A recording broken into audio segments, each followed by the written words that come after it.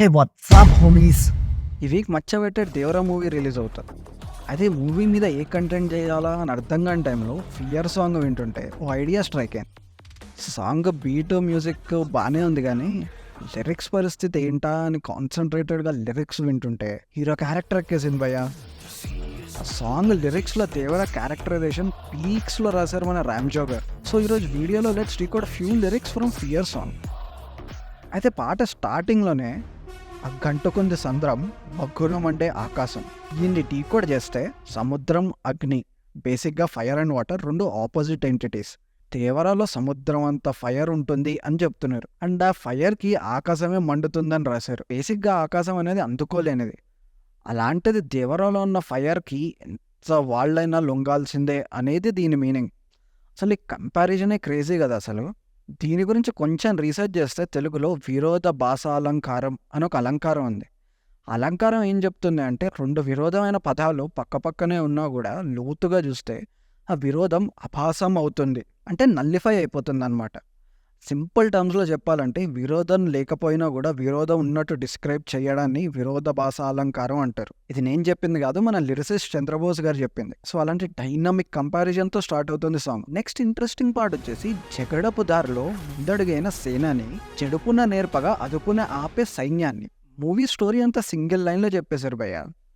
జగడపు దారిలో అంటే వైలెంట్ వే అని మీనింగ్, జడుపు అంటే భయం, అదుపున ఆపడం అంటే కంట్రోల్ చేయడం. వైలెన్స్లో ఆరితేరిన ఒక లీడర్ భయాన్ని చూపించి అంత సైన్యాన్ని జస్ట్ లైక్ దట్ కంట్రోల్ చేశాడని అర్థం. అంటే హీరో క్యారెక్టర్ యొక్క స్టామినా అండ్ స్ట్రేచర్ని మనం అర్థం చేసుకోవచ్చు ఈ ఒక్క లైన్తో. And here comes the hook line, తూకే ధైర్యమ జాగ్రత్త బాకే తెగబడి రాకే దేవర ముంగిట నువ్వెంత దాక్కోవే. అంటే జనరల్గా ఎవడైనా ధైర్యం ఎక్కువ ఉండాలి అనుకుంటారు, కానీ నువ్వు తెగబడి వస్తే దేవర ముందు నువ్వెంత అని ధైర్యాన్ని భయపెట్టడం గాడ్ లెవెల్ ఎలివేషన్ కదా. అండ్ నెక్స్ట్ లైన్, జగతికి చేటు చెయ్య నేల దేవర వేటు కందె నేల. అంటే ప్రపంచానికి చెడు చెయ్యడం ఎందుకు, దేవర కత్తికి దొరకడం ఎందుకు అని. కథమే కథమై దిగితే పెళ్ళపెళ్ళ. ఇక్కడ కథం అంటే అడుగు, అంటే మాట చెప్పి అడుగు వేసి దిగితే విధ్వంసమే అని. తర్వాత ఇంట్రెస్టింగ్ లైన్ వచ్చేసి, కన్నులకు కాన రాని లీల కడలికి కాప ఇంది వేళ విధికే ఎదురై వెళితే విలవిల. ట్రైలర్లో ఒక డైలాగ్ ఉంటుంది, భయం మరిచి ఎప్పుడైనా తప్పుడు పని కోసం సంద్రం ఎక్కితే ఈ రోజు నుంచి మీకు కానరాని భయం అవుతా ఉందా. ఈ లైన్ ఆ డైలాగ్కి మ్యాచ్ అవుతుంది. కన్నులకు కాన రాని లీల అంటే కళ్ళకి కూడా కనిపించని ఒక సుప్రీం పవర్, కడలకి కాపయింది వేళ విధికే ఎదురై వెళితే విలవిల. ఆ సుప్రీం పవర్ సముద్రానికి కాపలాగా ఉంది, అయినా కూడా కాదని వెళ్తే మీ ఫేట్కి మీరే ఎదురు వెళ్ళినట్టే అని.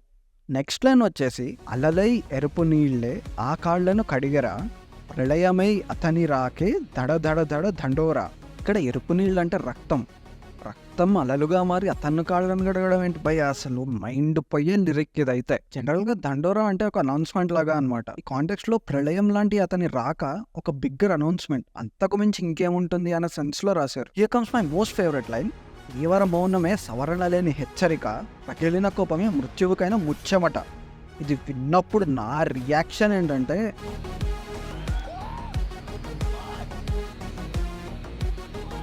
లిటరల్గా ఇది ఈ లైన్ అయితే డిపిక్షన్ అట్ పీక్స్ భయ్య. ఒక హీరో సైలెన్స్ని కూడా ఇంత పవర్ఫుల్గా డిస్క్రైబ్ చేయొచ్చా అన్నట్టు రాశారు. దేవర సైలెన్సే ఒక ఎదురు లేని వార్నింగ్, దేవర కోపం వస్తే చావుకు కూడా చెమటలు పట్టాల్సిందే. One of the most powerful lines కదా అసలు. Hats off to Ram Joge Sastry గారు for writing this kind of lyrics. అయితే మీరు కూడా వెళ్ళి ఒక్కసారి మళ్ళీ సాంగ్ వినండి, బట్ ఈసారి మ్యూజిక్ కాదు లిరిక్స్ వినండి. Next level high guarantee.